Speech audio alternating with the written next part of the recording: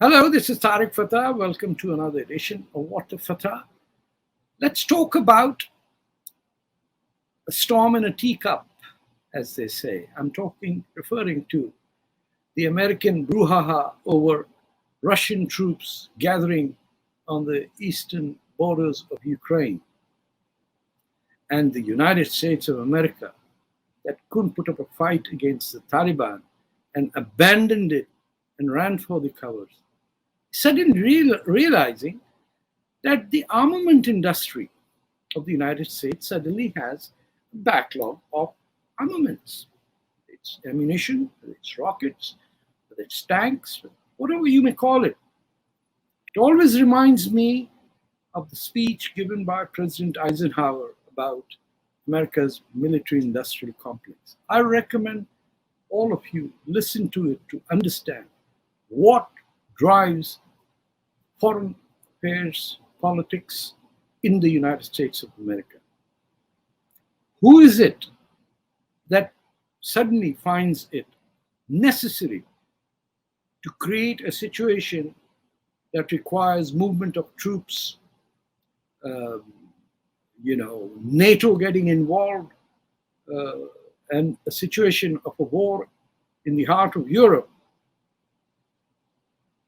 and a few dead people? That's not the concern of the manufacturers of military equipment or the ordinary American soldier who has to go there to die after all. Most people from low-income groups go to the military now that compulsory conscription is not there. So they might die. A few Ukrainians will die. But in that mess, a whole lot of armaments will be bought and sold and transferred. And America will come out like the great savior it is. You know how they fought the Taliban when they abandoned that country? The same Biden who has no problem allowing the people who carried out the 9/11 attack, who instituted terrorism around the world, who gave refuge to Osama bin Laden, he doesn't have a problem with them. No, sir, no. He quietly opens the palace gates of Kabul and sends American troops to get the Taliban to take them over so that he can see, oh, this is not our war. Well, now he wants a war. So where does he look for? He wants to have a sophisticated people to engage with, like Russians versus Americans. He doesn't want the Vietnamese to stand up, or the Taliban, or the Afghans, or the Pakistanis. No. That's all dirt material for the third world to sort out themselves. This is first world, as I say, English warfare. So let's get back in history and hear what you won't find on CNN or CNBC or CBS or, whichever channel you ask. While the Soviet Union was in existence and during the Second World War, Ukraine, Belarus, and Russia were members of the United Nations as 3 representative countries. But they were constituent states of the USSR, which called the Soviet Union, which fought in the Second World War and gave up 30 million lives to defeat the Nazis. The Americans don't tell us that. They think D-Day did it. 14 million Chinese died, but nobody knows that. The Americans, because they have the movie industry, they determine how we think about the Second World War. So they have this notion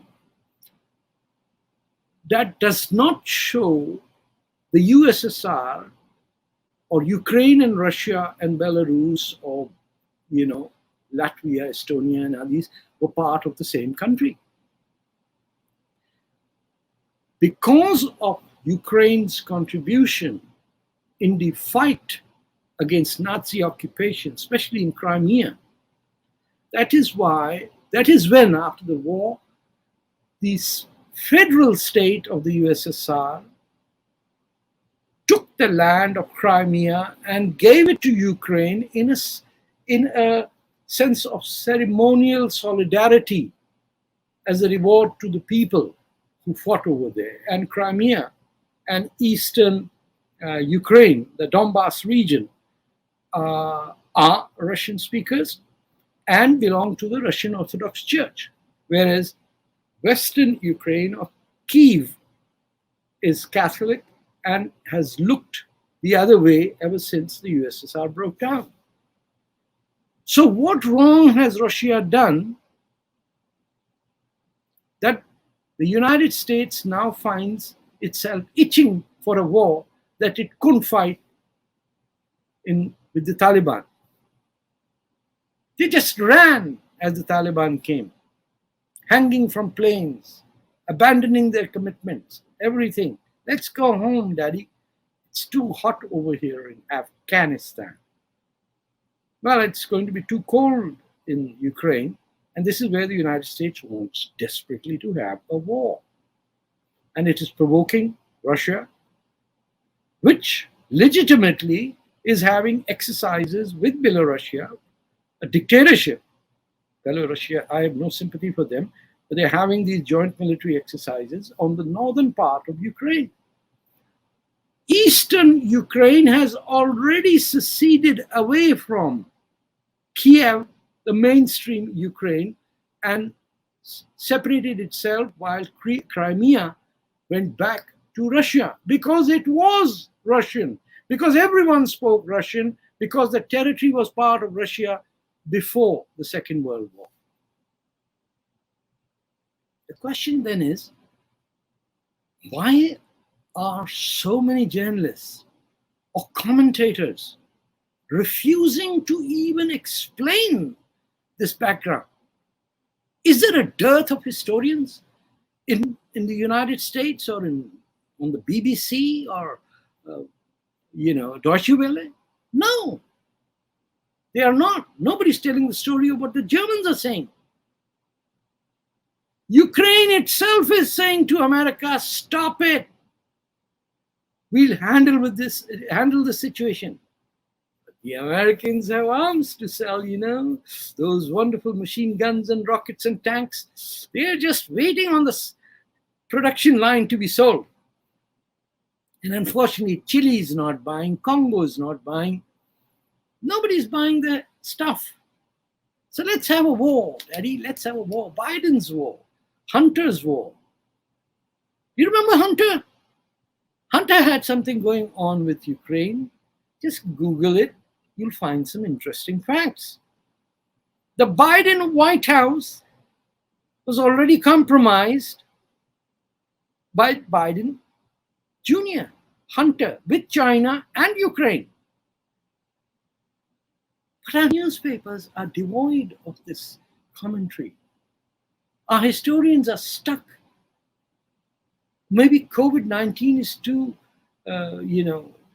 grasping in the news. Everybody waits, go, COVID-19, let's hear more about it. There is an explosive war that could erupt right in the heart of Europe. Guess who will be the main victor if something happens? Turkey. That's part of NATO. That's part of the new Islamist alliance that includes Pakistan, Malaysia, and Turkey.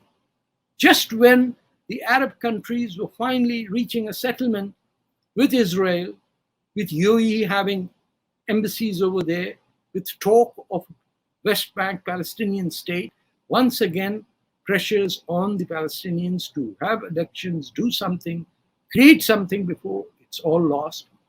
Just at that very moment, you've got alternative Islam coming in, based out of funding from Qatar, troops and TV dramas from Turkey, and guns for hire from Pakistan. How many of you know that Pakistani troops were involved in the Azerbaijan conflict in Nagorno-Karabakh? Nobody tells you that. But Azerbaijan, Turkey, and Pakistan were out there to undermine Iran and Armenia. Sometimes what I hear and wonder that how many people, educated, enlightened, sophisticated, liberal, progressive, have lost it because the sources of information are disappearing from a dying newspaper industry, magazines are dying out and are being replaced by absolute nonsense on the social media. They need fact checkers to talk about all these things. So now, from now on, civilization means not having to read anything. Just talking points from speechwriters. Speechwriters who would rather be, models on TV than newscasters elsewhere. We are at a bad time where our inability to even access newspapers. I have to read the Times of India and some newspapers from Australia to get the proper news. Paywalls exist, which means you can't read them. You have to subscribe to them. The Daily Telegraph has disappeared. The Guardian is missing. The Times of London, no. The New York Times, the Washington Post, everything that was the bastion of information, truthful reporting. The people who exposed Watergate can't do it anymore because there's always someone on YouTube, maybe like me talking to you, who's giving you information that you assume is correct. There's nowhere else to check. There are no editors, there are no assistant editors in these one-man shows that we go on. Look at the nonsense of COVID-19. But we are at a time when the United States of America, while it is failing in its fight against COVID-19, is succeeding in its effort to trigger a war and blame Putin for it. Putin is no angel, he's a German-speaking former Russian KGB spy, who's a Communist Party member. We all know that. We don't expect manna and salva from him. We don't expect him carrying the torches of freedom and revolution that the French held in the 18th century. No, we know the fact. He's a dictator, and he is looking for a certain level of respect from the other side. What a sad world that Putin should be looking for respect from a Biden, who's looking for respect from his son, who's a Hunter Biden. Pathetic. This is not United States even 40, 50 years ago. There are no JFKs, LBJs. There are no Bush seniors who fought in the Second World War. We've got fake Americans, presidents, people who don't know who their real name is, like Obama, who ruled. And because of him being a celebrity, we went down that path and kept bringing up, odd people from odd places. It is theater of the idiots. And now you got Biden over there trying to create a war in the heart of Europe. I mean, why do Europeans accept NATO? Have you heard of CENTO or CETO? You should look it up. It's finished. It's gone. The threat from the Soviet Union is over. If you want to look for enemies that are talking about social justice, equity, and trade union rights and workers' rights and left-wing politics, go to Chile. They've just elected one. You might get Lulu in Brazil. Look in your backyard. President Biden, look in your backyard. There might be problems over there. You might have to invade a few countries over there. That's not a problem for you. You've always invaded countries in Latin America. This time we'll make sure that you go to the right country. You remember when they landed in the wrong island? Grenada? People forget, the short memory. But the Americans have at one time landed in a different country when they thought they were invading someone else. Not to worry. Here's my point. People, get to your members of parliament, to your prime minister, to your president, to your chancellors, to whoever it may be, and ask them to stop this nonsense of America trying to sell arms industry, trying to become brokers of the arms industry, to sell their merchandise for profits back home. All of you should read President Eisenhower's speech in the early 50s and what he said about the military-industrial complex of America. He warned against that. It's happening now in front of our eyes. No, there should be no war in Europe. There are too many variables, and your real enemies live within your shadows. Be careful what you ask for. Not everyone is your slave anymore. The Cold War is over if you have to sell arms and ammunition. Tell those companies to sell it themselves. There are enough mercenaries that Americans can hire to create miniature wars somewhere between, say, Australia and China, maybe. Perhaps, I mean, just an idea. You won't do that, would you? No. Australia, it's our ally. The Ukraine, Slavic people, who needs them? Most of them follow the Eastern Orthodox Church. That was finished when the Ottomans overthrew the Romans in Constantinople. Well, the Ottomans are still there, and their caliph is watching every move that you make.